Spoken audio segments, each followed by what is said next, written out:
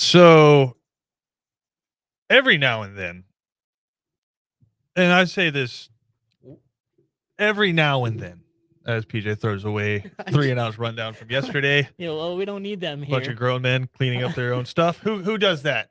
Oh, yeah, that doesn't happen here. No, who does that? I think normally it's me and you. Yeah, for the most part, Yep. taking out the trash, Mm-hmm. figuratively and literally. No, every now and then, and that's probably not even fair. More often than not, we do a much better show off the air than we do on the air. It's much more entertaining. There's a lot more colorful language, right? Always. Yeah, Always. That's Not by choice, like FCC, right? We have the 8 words you can't say. Mhm. But we a lot of times do a lot more fun show off the air than we do on the air. We try to do a fun show on the air. But yesterday, PJ and I, as I was trying to leave the office, and I'm not saying this as like you were. The way that came as there's PJ. There's again, PJ. just locking everybody down. With That's a whole nother conversation we were having about somebody earlier. No, Oh, really? yeah, With no. filibuster. Yeah, no. But no, as I was trying to leave the office yesterday, me and PJ just started talking and it turned into a 15-minute conversation. And literally at the end of it, I thought, and we were still going. And I was like, I cut PJ off. I go, this is a segment. Like we just did a segment of the show talking to each other in the office. Right. And so I stopped PJ. I was like, we got to do this on the show. And so as March rolls around, it brings for sports fans March Madness. I mean, for Southern sports fans, like Georgia sports fans, it just means it gets you closer to the Masters. But because none of our college basketball teams in the Division One level are doing too hot. Savannah State killing it, and in the Division One level, not so great. So anyway, March brings you closer to March Madness, right? Which I will say has one of the more iconic songs of all time, right? Yeah. And there's shots going on and there's different upsets and people screaming in the background, right? And it's two teams you never heard of before playing each other, but you don't care because it's college basketball, right? It's exciting. Exactly. And so what I was talking to PJ about yesterday is I don't know if Southern sports, like Southern college football fans, are alone in this. There is a song and it's from another network, so we're not allowed to play it. And if you want me to, I can give you my best effort, kind of a cappella. You did a pretty good job with the other one. Yeah, I appreciate that. Yeah. I can do my best job at a cappella. But I'm curious, is there any other sport in the country? And I had an idea after we talked about this, where I was like, okay, maybe this one. Is there any other sport in the country where a fan base in particular just derives joy from hearing the cheesy theme song for this network television channel starting a sports game? Because to me, the 3:30 CBS college football. Yeah. There it is. See? Yes. Like that right there is just, I got goosebumps, right? I know some people call it chicken skin. Goosebumps.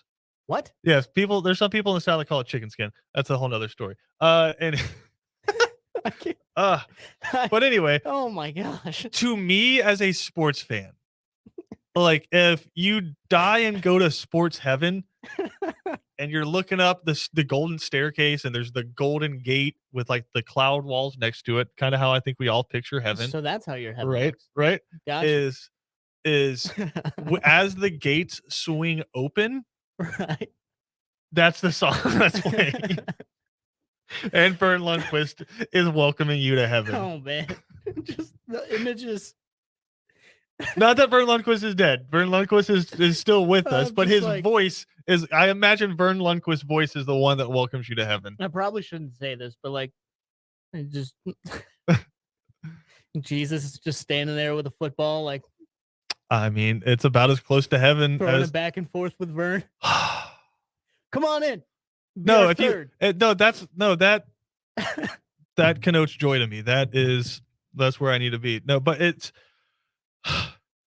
it makes me so happy. Just that little jingle, I guess is the best way to put it, that CBS has for their 3:30 college football games.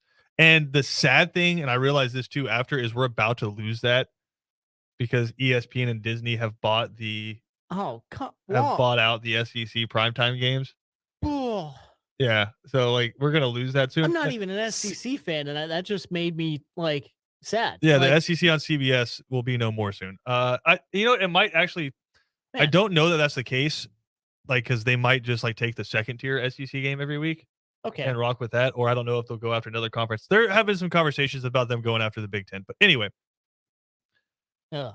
eh, I swear to God, if it goes from Arkansas Auburn, and I'm getting that to Minnesota Penn State, I'm gonna lose it. You don't Well, deserve let's it. be honest. Like, but no, both of those are trash games. So No, Auburn Arkansas is not a trash game. it's a trash When you game. have the CBS. All right, so let me just set the stage for 90% you. of the time, it's No, a trash game. let me just set the stage That's for the you. thing, though. The theme makes it a better game in your head. But No. that doesn't mean it's not a trash No, game. CBS, the Levitard show does a good job of pointing this out. Like CBS, for whatever reason, just kind of has like an old film over it. I don't know like what it is. It's just the production, like whatever it is. Like all of their shows, their Sunday morning NFL shows, Yeah. it just kind of feels like it's 15 years old, even though you're watching it live, right? Right. Okay. You know yeah. what I mean? Yeah.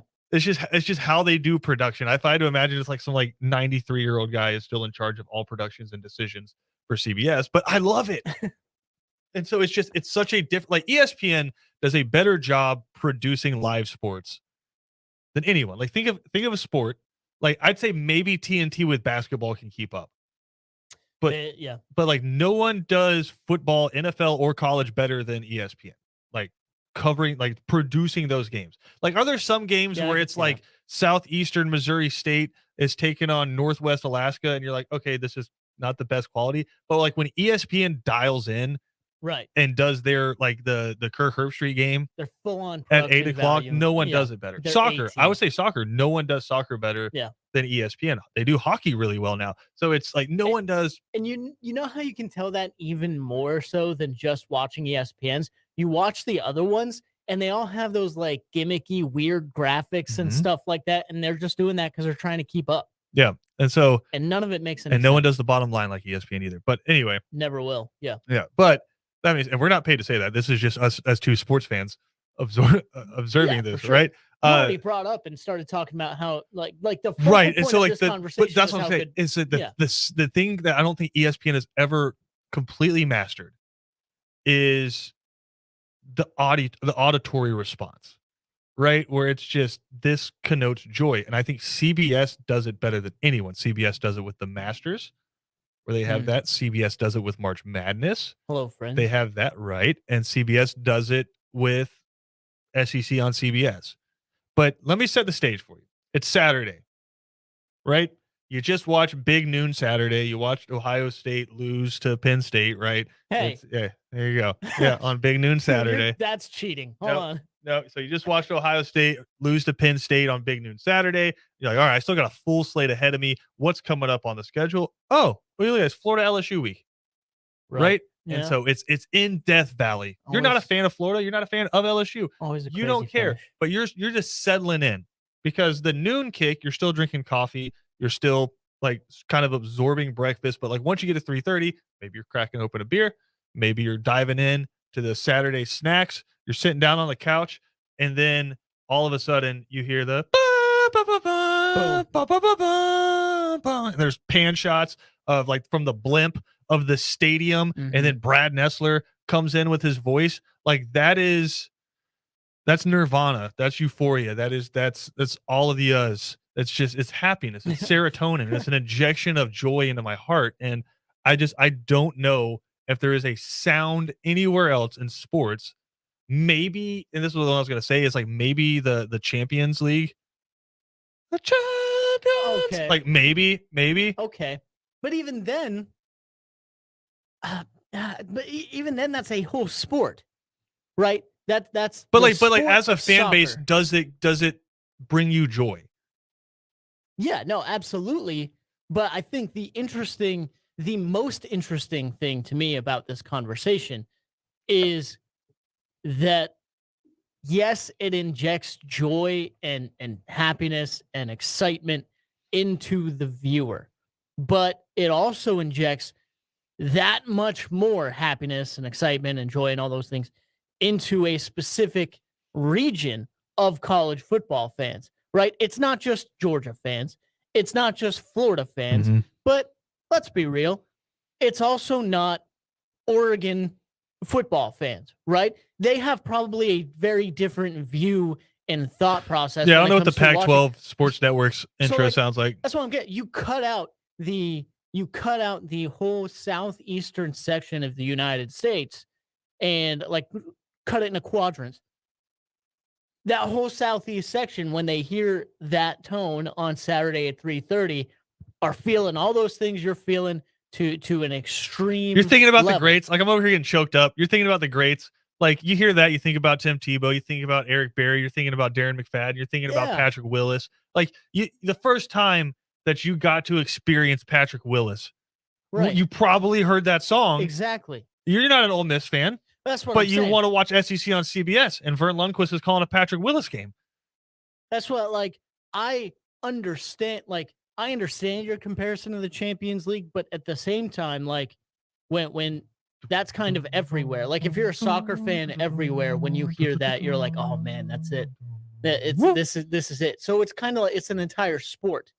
But again, like when in the entire sport of NFL football fans hear the Monday Night Football tone, they feel the same way. But like I think what makes the CBS one so interesting and dynamic is that yeah, all college football fans probably hear that and realize it. But man, it's different if you're like below the Mason-Dixon line and east of Texas. It just touches. Right, It so- just touches like the back part of your heart. Yeah. That's Yeah. the best way I can think about describing it. Is it just kind of reaches around. It just hits right there. It's like it's the reason why, like, dads will shun their children for Right. 3 hours a day on a Saturday. They're just like, "No, I'm sorry, no, I can't." Yeah.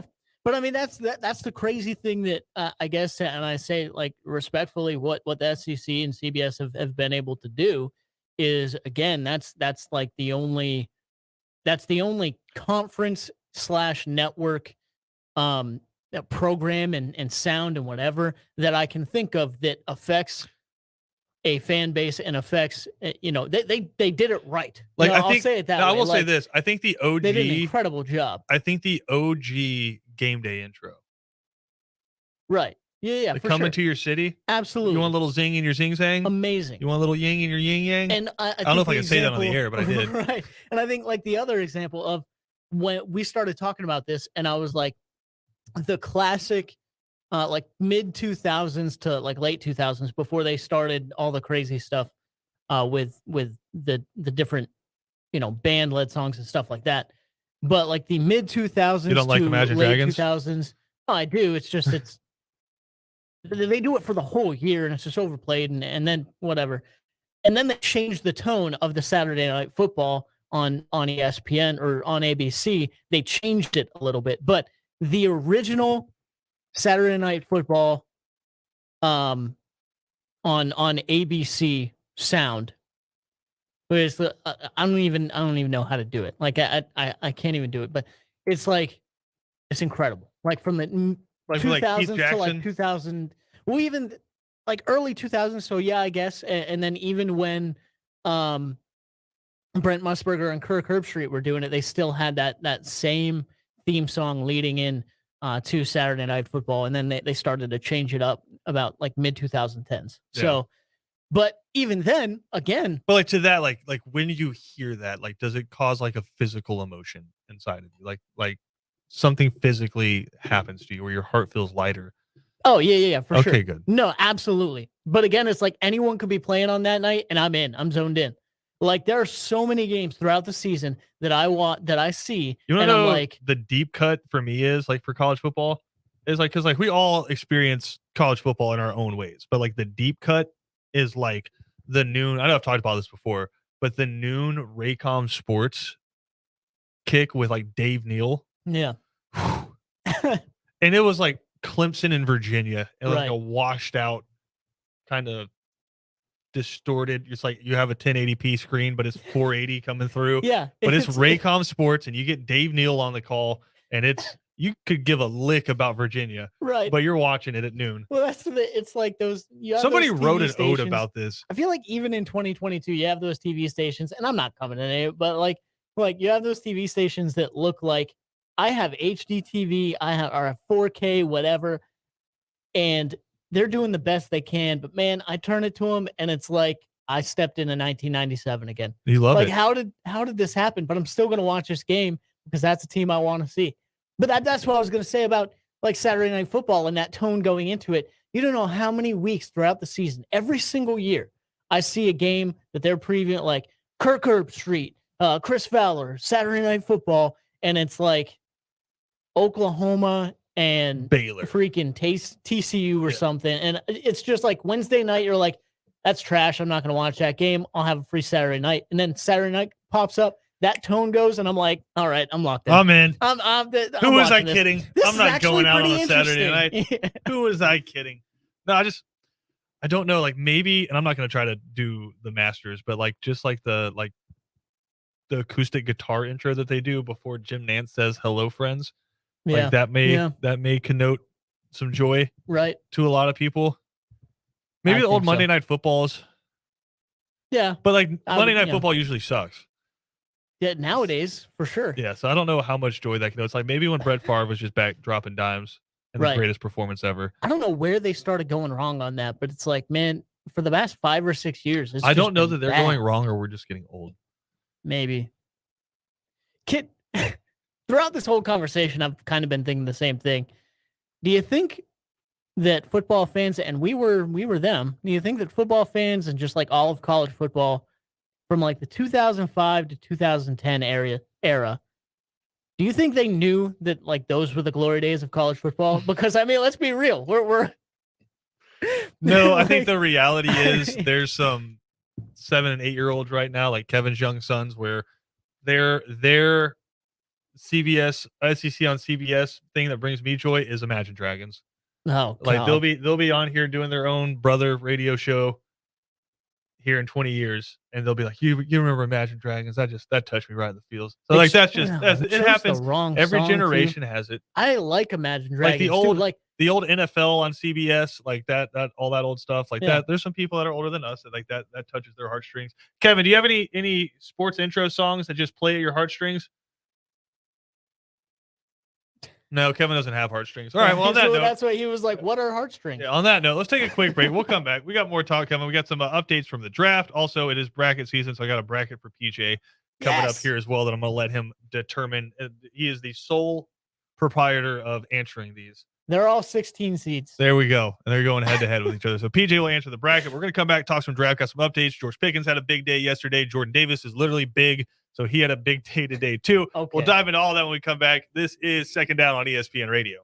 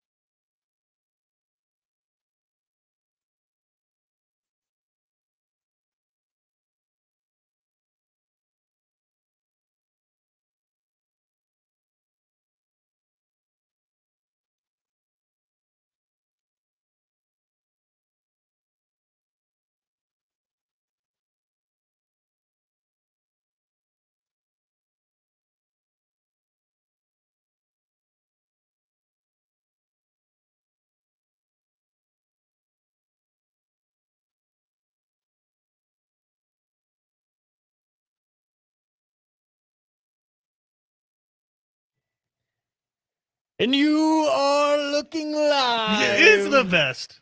Down at the Rose Bowl. Is that your Keith Jackson? Woo! It's Keith Jackson. It's Brent Musburger. So that's the thing for me. I'm not gonna lie. So I was born. Well, we're both. Wait. Yes. You gotta yell at the drum solo, Phil. Yeah. All right. You got the drums, and then you got like the little keys there, in the. Oh man, it's incredible.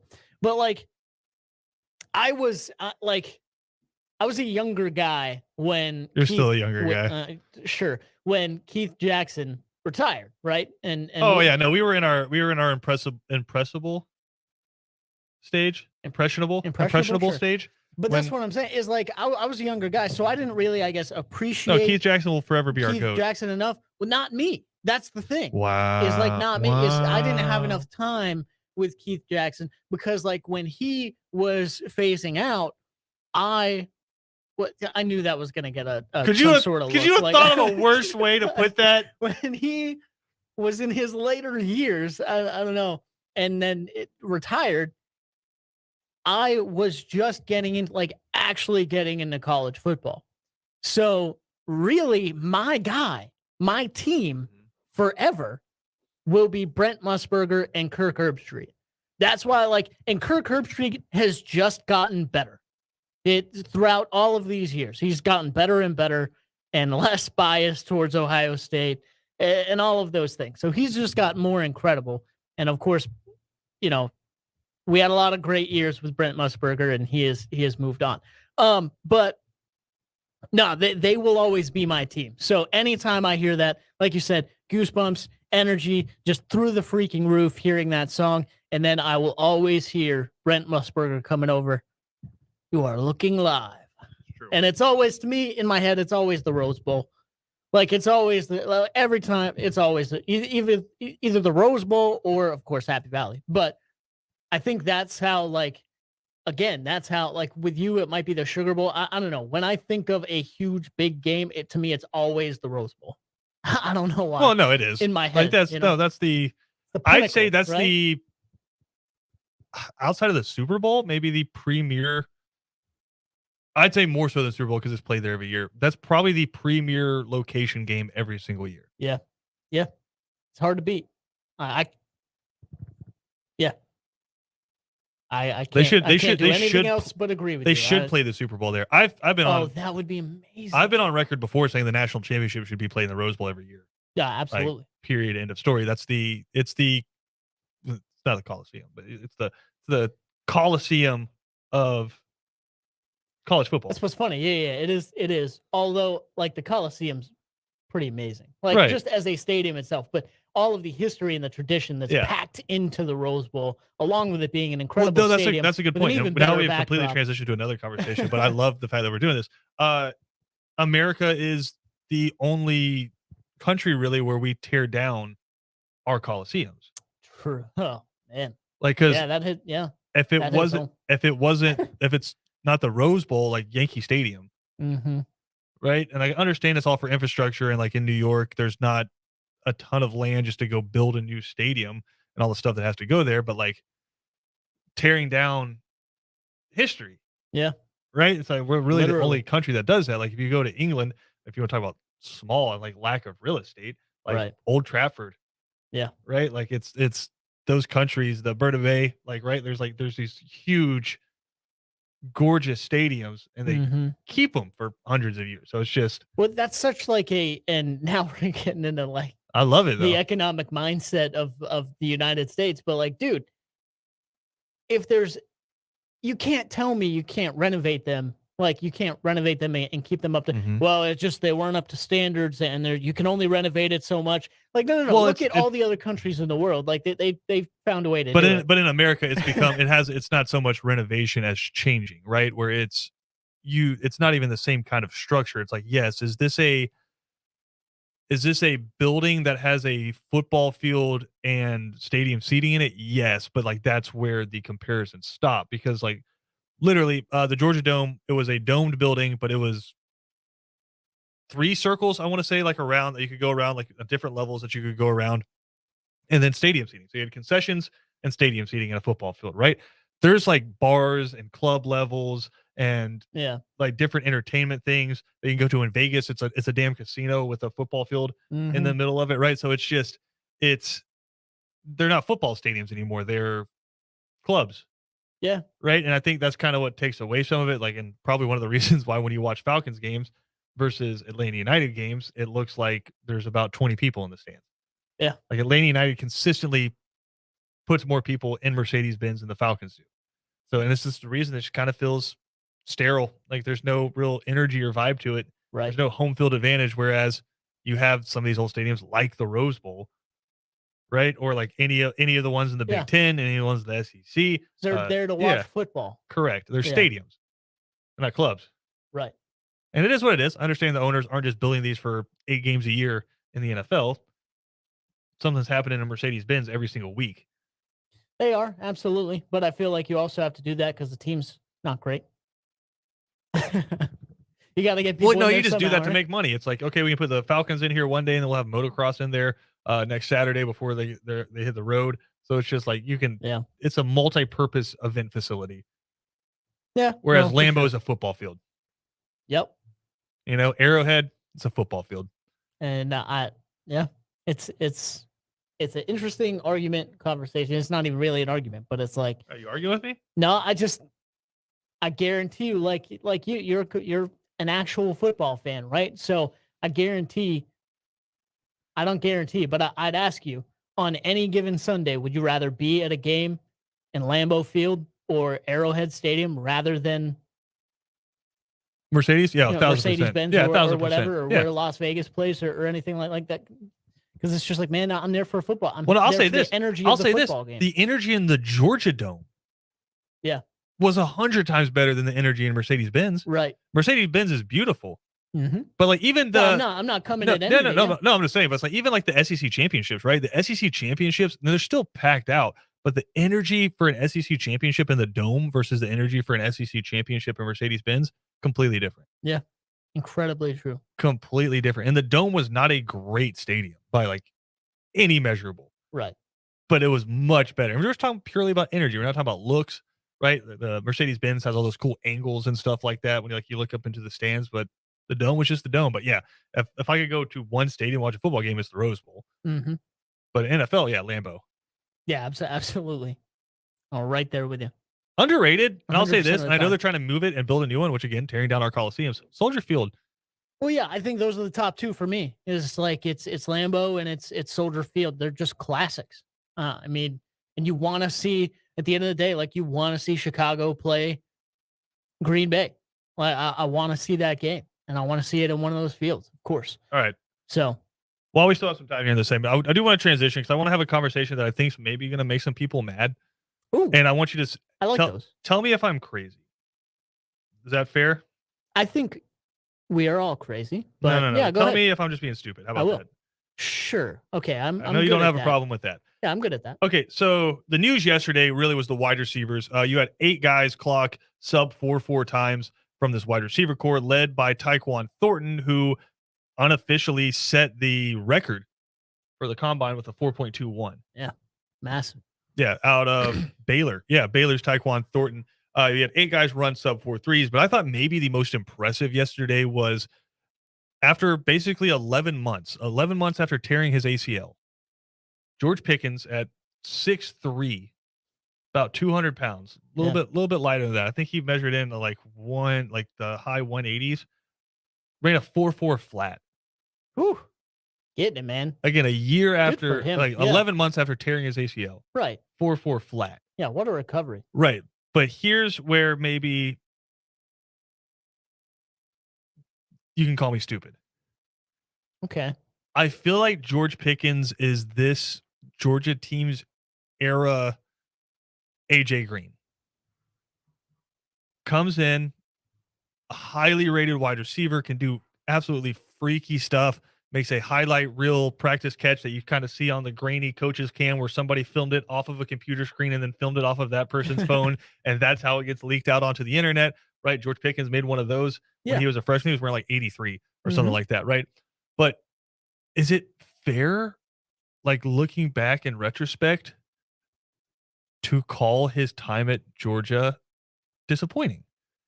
Not saying George Pickens wasn't a great player, Right. but like all of the above, right? Like, did you waste the talent of George Pickens? Did he get the ball enough? Then he gets injured. Like, obviously, at the end of the day, you win the national championship, Right. right? And he makes a huge catch in that game.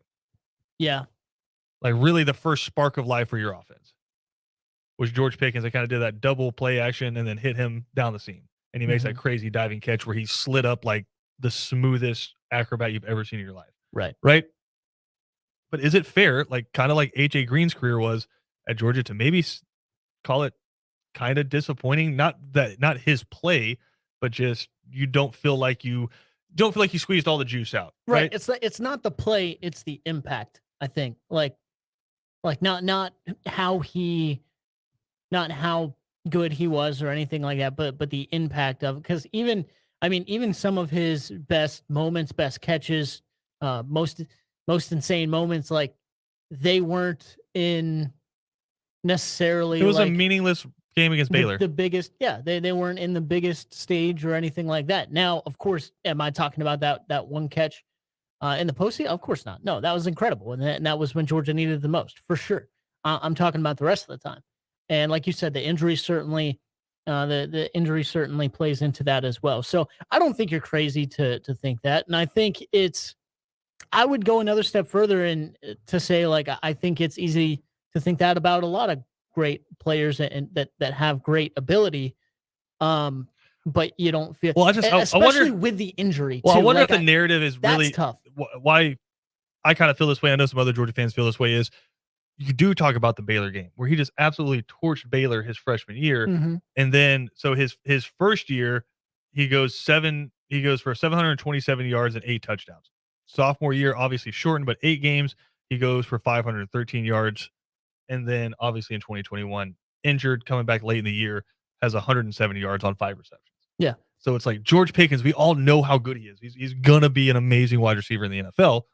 It's just, was it ever an actual difference maker?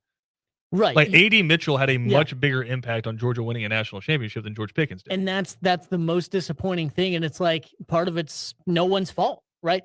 But you felt like at any moment, at any year, he was set for a 1,000, 1,200 yard receiving year with you 10 thought touchdowns. he could be your Jerry Jeudy. And if anything, that was, and this isn't like things happen, but like if anything, that was gonna be this year. Like that was leading into this year. That's what you were hoping for, and then boom, the injury happens, and now he's gone. So I think it's easy to feel that way about anyone that has an injury and ends up leaving after that injury, but especially when he's been that good and has that much talent, and you look at the sophomore year before, and maybe it's a little underwhelming. And I want to be fair to AJ Green, because AJ Green had basically 800 yards every year he was at Georgia, which is for 3 years.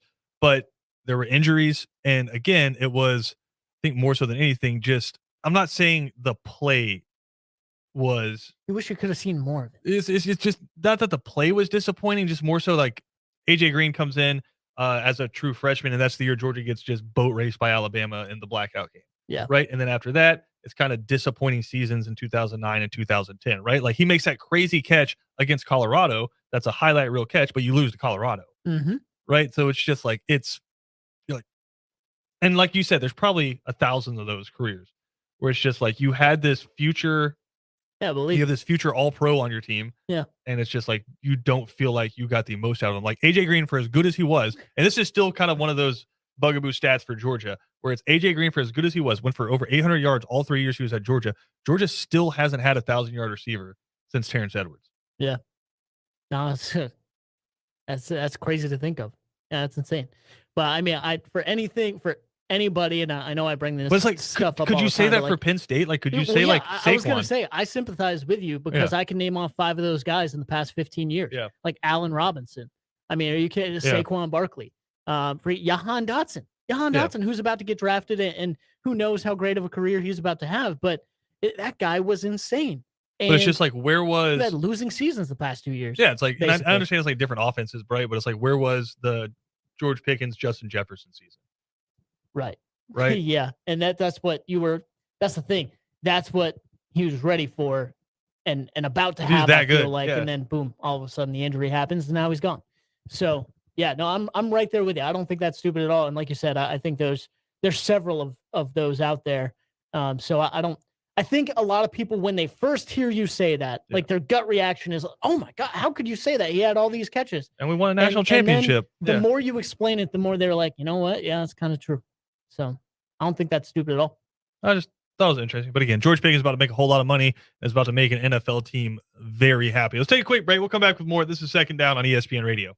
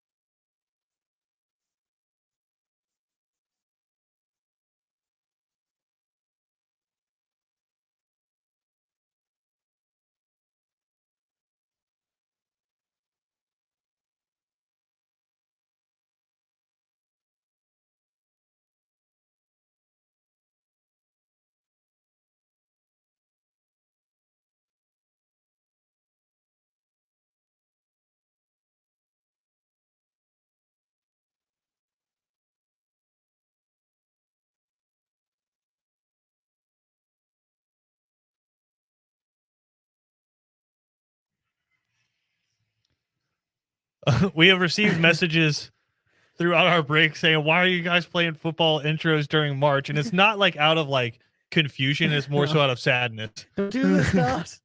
They're like, we had put away our thoughts about football, and then y'all are stirring them up. Just bring them right back. This is Boomer.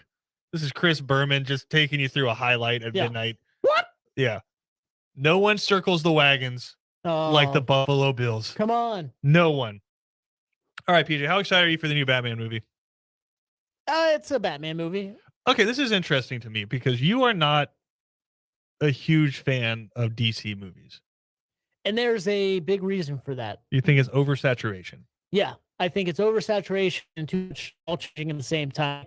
I feel like here's the thing. I feel like the MCU has put, and I understand they've had their character changes too, but it's very minimal. The way they've been able to hold on to their actors and actresses and build this universe. Maybe it's an unfair expectation, and I certainly think it is, but they've done that while DC has had 12 different Batmans in 12 years, which is that's not fair. Which is they've had 3 in 12 years. But I know, but it's I thought, oh man, I'm forgetting his name. Christian Bale. Yes, I thought Christian Bale's were incredible, and when that was done, I was like, man, if I don't see another Batman movie, what's this? 2 years later, Ben Affleck's Batman. Okay. Well, here's the thing though, is so Ben Affleck's Batman was supposed to be that answer. It was supposed to be and they kind of tried to do the Marvel thing where he had his own movies with Superman, and then they had the Justice Leagues and stuff like that. Like Henry Cavill as Superman is amazing. The best. Oh,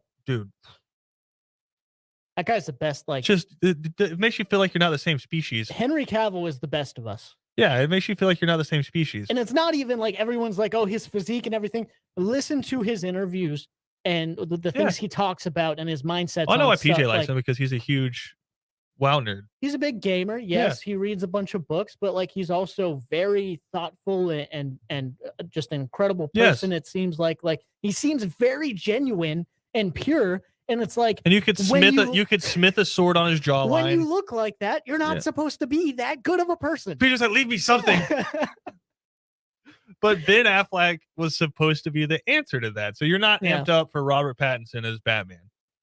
I think it's going to be a good change of pace. I will watch the movie, and I'm more excited about this than I was with Ben Affleck. Well, I think the interesting about this is like a one-off. Yeah. From everything I've heard, this is just, they're not going to try to do a trilogy with it. It's not like setting up for anything. It's just. Which to me, I just hear we'll have another one in 3 years. And that. Sure. But me.